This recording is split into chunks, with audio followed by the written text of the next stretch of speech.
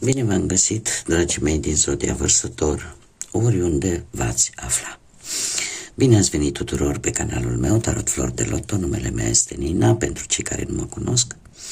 Și ca de obicei mă bucur să vă am alături atât pe dragii mei abonați, cum de asemenea și pe cei care poate sunteți pentru prima oară aici pe canal. Azi voi face o lectură temporală, așa cum am obișnuit, fără limită de timp. O lectură pe care voi să o puteți urmări oricând doriți sau atunci când apare în viața voastră. Desigur, dragii mei, nu trebuie să uitați un aspect important, și anume faptul că voi vă construiți viitorul. Așa că vă rog din suflet să luați decât acele mesaje care rezonează cu voi, iar restul lăsați-le să zboare în univers, pentru că sigur sunt pentru alte energii, pentru alte persoane care într-o mai mică sau mai mare măsură au o legătură cu Zodia Vărsător. Așa că toți cei care aveți Soare, Lună, Venus, Ascendentul în Zodia Vărsător, atunci această lectură este de asemenea și pentru voi. Pentru cei care deja mă cunosc de ceva vreme, faptul că sunt un pic mai lipsită de energie, în mod normal ar fi trebuit să iau o pauză, dar pentru că voi făceați parte din ultimul set de lecturi și sunt sigură că mulți dintre voi abia așteptați să-l auziți, nu puteam să vă las așa, dragilor, așa că am hotărât atât cât pot să îmi duc misiunea la bun sfârșit și să nu vă las să așteptați atât de mult. Așa că haideți să vedem de aici și starea mea atât de nu prea bună. Probabil că voi încerca să iau o mică pauză, dar nu puteam să vă las așa. Dragilor, în acest moment avem două variante. Prima, e posibil ca în acest moment voi să fi pierdut ceva sau să vi se fi furat ceva. Poate să fie o energie, poate să fie ceva fizic, poate să fie pur și simplu un ghinion sau intenții rele din partea unor persoane vis-a-vis de voi.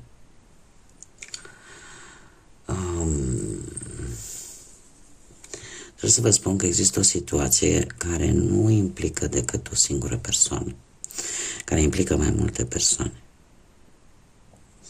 Nu sunteți, cum să zic eu, sunteți posibil înconjurați de oameni care sunt ca vampirii energetici, așa, și care vă fură din energie sau care poate chiar vă fură ceva fizic. Chiar am avut o doamnă pe TikTok, parcă, și tot la Vărsător. Și mi-a spus, zicea, la Vărsător, numai cărți urâte la Vărsător. Mi-a venit acum în minte, dragilor, nu, cărțile ele aleg energiile. Și dacă consideră că anumite energii trebuie să iasă la suprafață, eu nu fac altceva decât să citesc ce mi-arată ele. Asta așa pentru unii care posibil să fiți un pic supărați dacă apar cărți relativ negative. Acum, mergem mai departe. Ce nu este cumva în favoarea voastră? Dragilor, în favoarea voastră este cineva care are bani. În defavoarea voastră, da? Adică nu vă vrea foarte mult binele. Este un personaj mai tânăr, cineva cu bani, cineva cu o situație materială bună.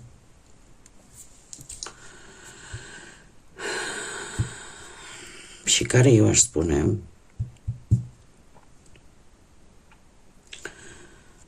că se cam bagă așa în treburile voastre. Sau poate voi gândiți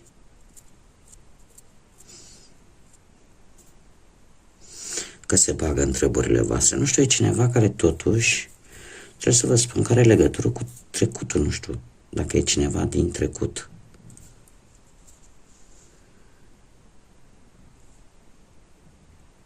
Este cineva care poate foarte bine să fie reprezentată de o energie feminină, soră, cumnată, amantă, de ce nu, prietenă. Este cineva care nu e de acum, e de ceva vreme.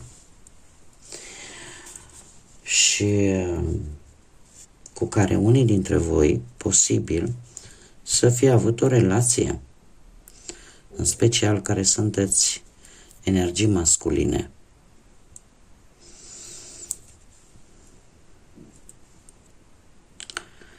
Dar trebuie să vă spun că această energie, știți cum e cu acest oracol? E precum Lenormando. Nu prea pot să schimb energiile. Dacă aici mi arată o energie feminină, înseamnă că e o energie feminină, chiar dacă e o lectură generală. Deci, dragilor, clar, o energie feminină lucrează în defavoarea voastră. Nu vă este de niciun folos. În schimb, ce este în favoarea voastră?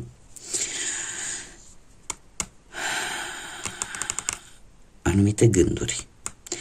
Voi aveți anumite gânduri, stați și le împărțiți și le întoarceți pe toate fațetele. Iar faptul că faceți acest lucru, că sunteți atenți la detalii, că, cum să spun, aveți această capacitate. Haideți să vă spun un lucru important. Voi ca și zodie, sunteți destul de, cum să spun eu, cei care încercați să faceți dreptate pentru cei necăjiți, încercați să veniți în ajutorul lor. Paradoxal, tocmai această compasiune sau o situație de compasiune vis-a-vis de altcineva vă poate ajuta pe voi să aflați anumite răspunsuri care la un moment dat să fie foarte pozitive pentru voi, să fie foarte favorabile pentru voi. Sper că am reușit să mă explic. Ce puteți voi controla? Drumul vostru, dragilor. Drumul vostru îl puteți controla. Ce nu puteți controla? Păi nu puteți controla experiențele vieții. Experiențele alea negative care vin în viața noastră, pe care nimeni nu și le dorește, dar ele vin și ele vin cu un scop bine determinat și acela de a ne face mai înțelepți, a ne aduce lecții. Ce puteți voi controla? Avem calea care ne vorbește de planificarea pe termen lung. Asta voi o puteți face, o puteți controla. Cum veți suporta voi o anumită situație? Cât de mult timp îți va lua să rezolvi o anumită situație? Asta ține într-adevăr de voi și voi puteți controla acest lucru. În schimb, cum am mai spus, ce nu puteți controla este exact ce v-am spus. Ghinionul nu-l puteți controla, când vine. Dacă, de exemplu, vin anumite dificultăți economice, pentru că ele vin, da? Lecțiile în general, lecțiile de viață care vin și ne ia prin surprindere și nu ne pregătește nimeni pentru ele, aceste lucruri nu le putem controla niciunul. Chiar am vrut să văd, pentru că această carte e o carte provocatoare și chiar am vrut să văd, bun, nu puteți controla acest lucru, asta am lămurit-o. De ce? Pentru că se pare că este scris, mai ales dacă sunteți domni, este scris tot ceea ce vi se întâmplă cumva, ține poate de karmă, ține poate de destin, cumva este scris să se întâmple așa. Iar chiar dacă sunteți și doamne, trebuie să vă spun că ceea ce vi se întâmplă posibil să vină, să aibă legătură cu o energie masculină care pentru voi a fost importantă sau încă este. Haideți să vedem ce ne spune și tarotul pentru dragii mei din Vărsător. Haideți să vedem.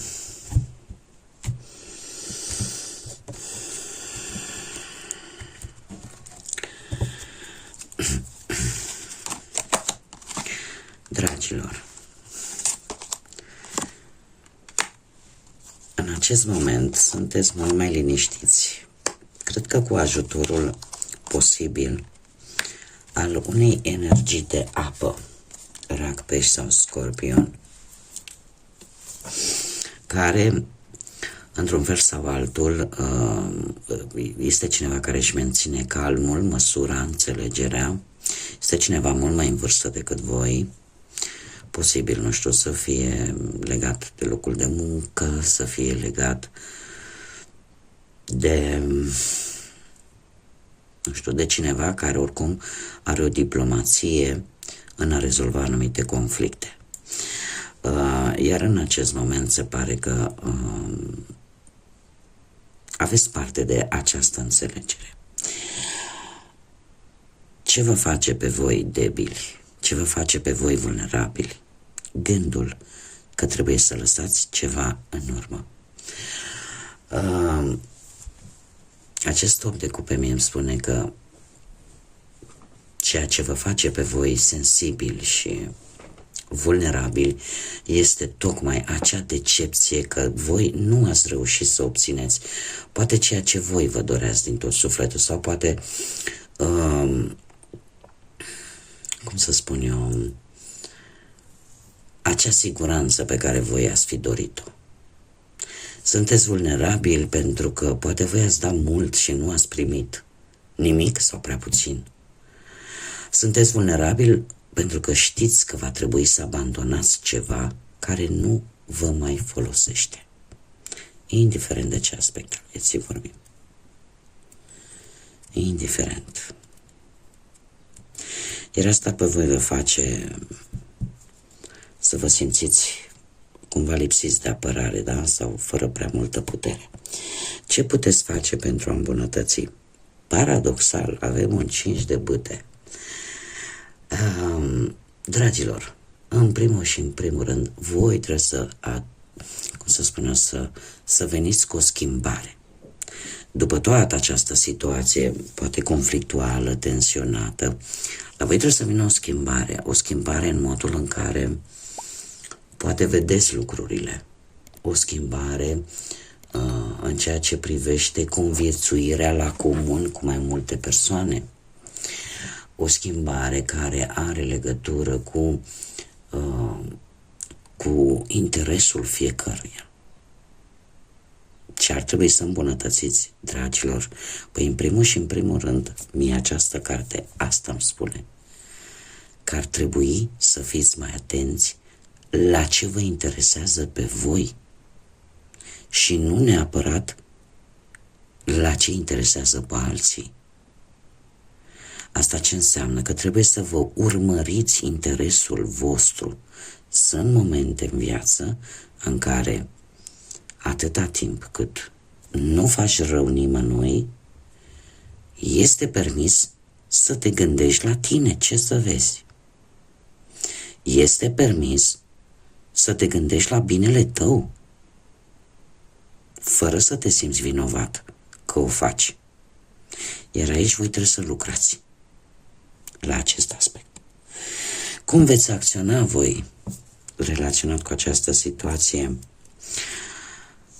Voi, în urma probabilă a unei vești, într-adevăr se pare că veți descoperi ceva important Iar lucrul ăsta se pare că vă va schimba viața într-o manieră foarte pozitivă. De ce? Nu știu, dacă apare implicarea unui personaj foarte tânăr, poate să fie chiar un adolescent, adolescentă, o energie foarte tânără, care, cumva prin intermediul, să zicem așa, al acestei energii, voi veți afla exact ce trebuie să faceți, cum trebuie să acționați și aveți confirmarea că veți fi pe calea cea bună și rezultatul va fi unul pozitiv. Cert este că felul în care voi veți acționa vă va propulsa către viitor. Da? Va avea un ecou, ca să zic așa, către viitor. Deci nu vă întoarce înapoi. Haideți să vedem ce mesaj au îngerii pentru voi, dragii mei, din Vărsător. Un mesaj, te rog.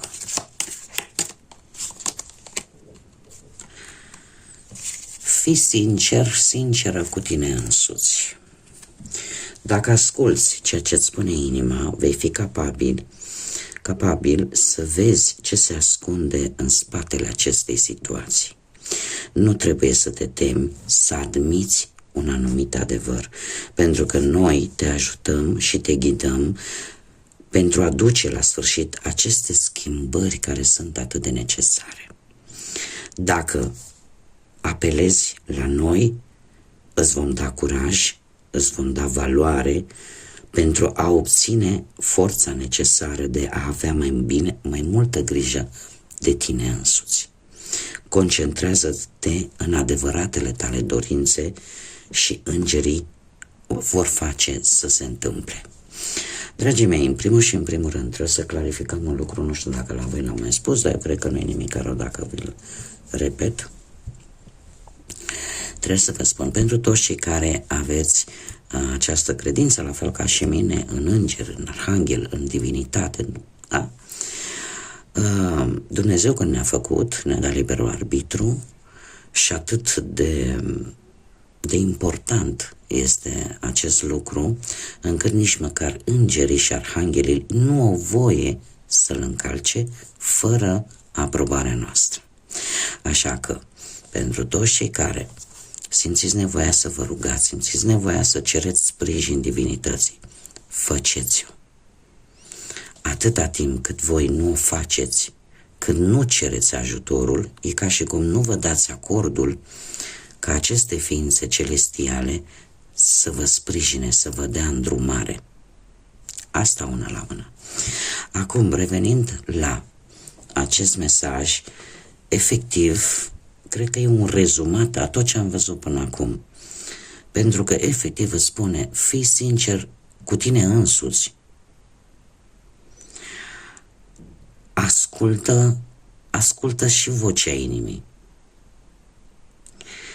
Și în felul ăsta vei vedea de fapt ce se ascunde în spatele unei anumite situații. Nu trebuie să vă fie teamă de un anumit adevăr pe care poate mulți dintre voi deja îl simțiți. Pentru că indiferent, dragilor, mai devreme sau mai târziu, mai ușor sau mai greu, de multe ori depinde de voi. Acest adevăr tot va ieși. Suntem într-o perioadă, anul 2025, dragii mei, și mai ales la voi care îl aveți pe Pluton în Vărsător mulți ani de acum înainte. Adevăruri ies la iveală, ele ies ca să apară transformarea, să apară schimbarea și să vină lucruri bune în viețile voastre. Dar depinde de voi. Dacă faceți această transformare pe calea ușoară sau pe cea grea. Dar indiferent cum, adevărul tot iese la lumină.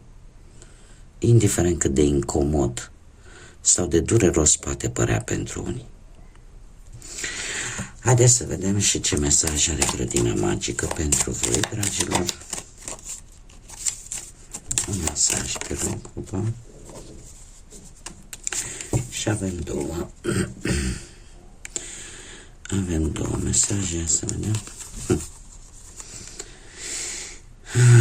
Dragilor, cam același lucru, lucruri ascunse, tu decât vezi la suprafață, privește un pic mai în interior, adică fii atent un pic, mai sapă un pic, poate după anumite informații sau nu privi situația pe ansamblu, privește un pic exact cum ți s-a spus și aici. Ceva se ascunde în spatele unei anumite situații. Și aici avem creștere. Toate florile vor, ca să crească, să strălucească cumva, pleacă de undeva din noroi. Dar nicio floare, indiferent ce floare este, ea pleacă din întunericul al pământului, al noroiului, se hrănește. Da?